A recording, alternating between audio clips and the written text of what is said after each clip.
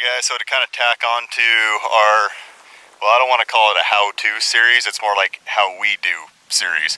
There's 1,000 different ways to do everything. Coyote hunting is one of them, and this is just how we do it.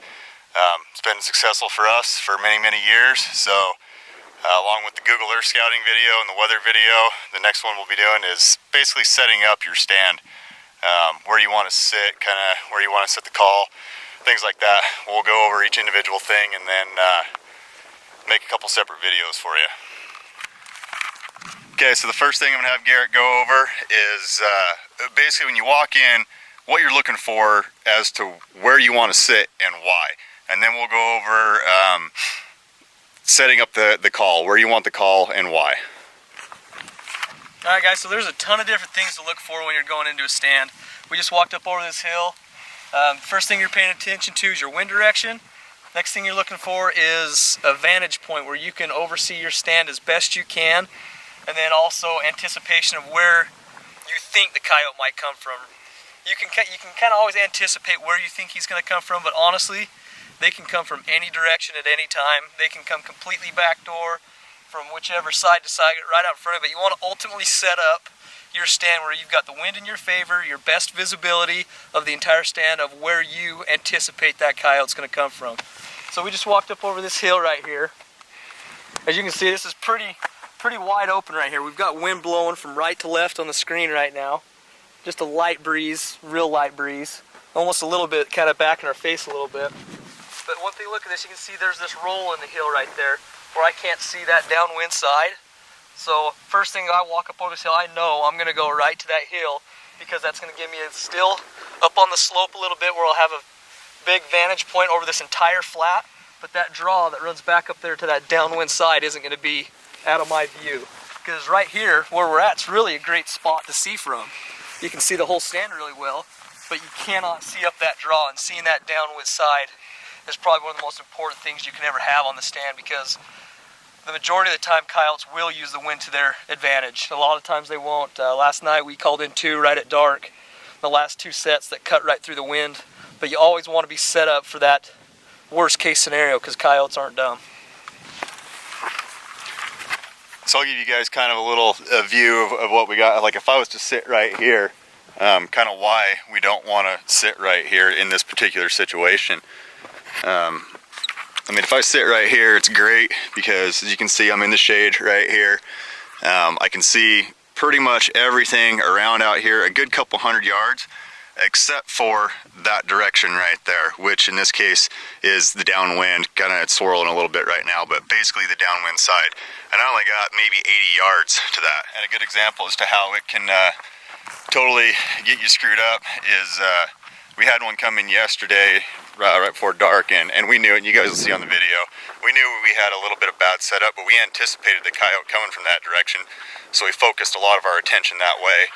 And had we not, we never would have got that coyote because he came screaming in about as fast as he could.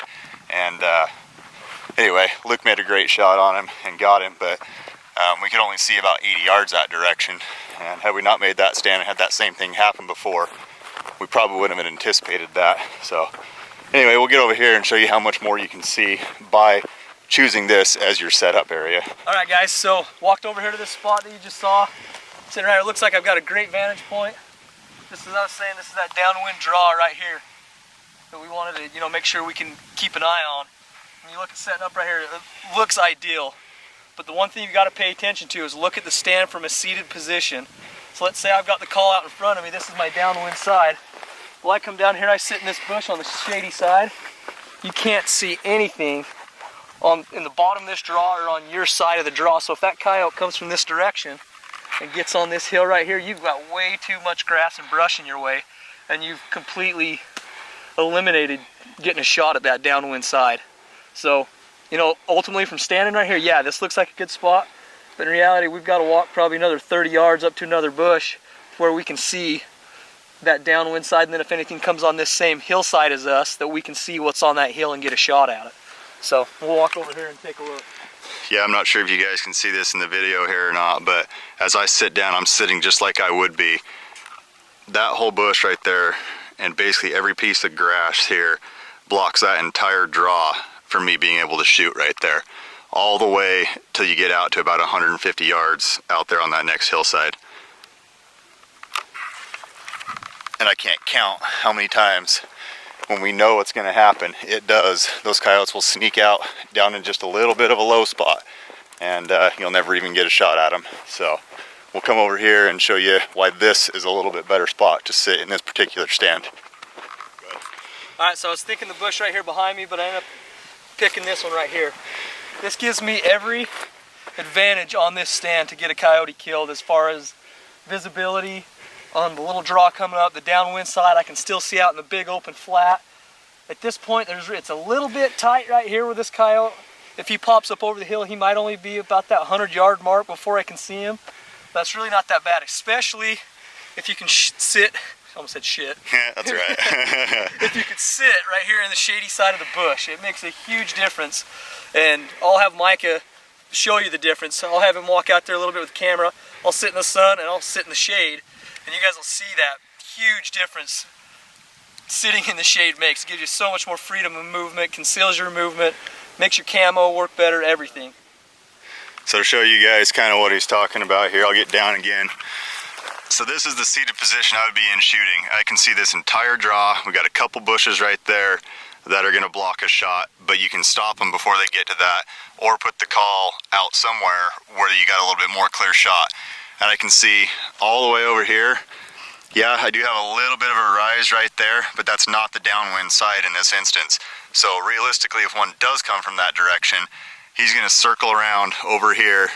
Let's say he puts the call right out there in that bush.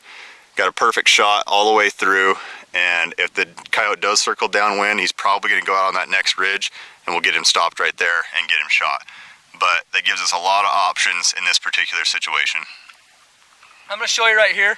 I'm going to go sit out in this bush on the sunny side of it and then the shady side of it. No tricks, no anything, and you can see the difference between sitting in the sun and sitting in the shade. So I'll come out here right to basically where the call is and show you guys how much more the movement is concealed by the shadows, and show you how important it is. Okay, so I'm sitting right here where the call is. Now when he's right in the shade right there, go ahead and like move your gun from one side to the other like you would be moving it to get on the coyote. Do you see how much more of that movement is concealed by him being in that bush and basically buried in it in the shadows? Now I'll have him jump back out to the sun and do the same thing. And he's even a little skylined right there, but not too bad. I mean, you can see how much more you can see that.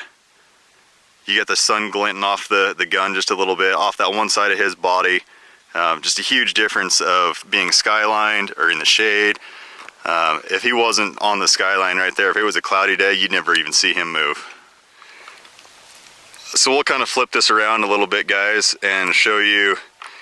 Now he's in the sun, facing the sun instead of in the shadows. Even though on the hill he was sitting in the sun but facing away from it, both make a huge difference. Go ahead and move the gun.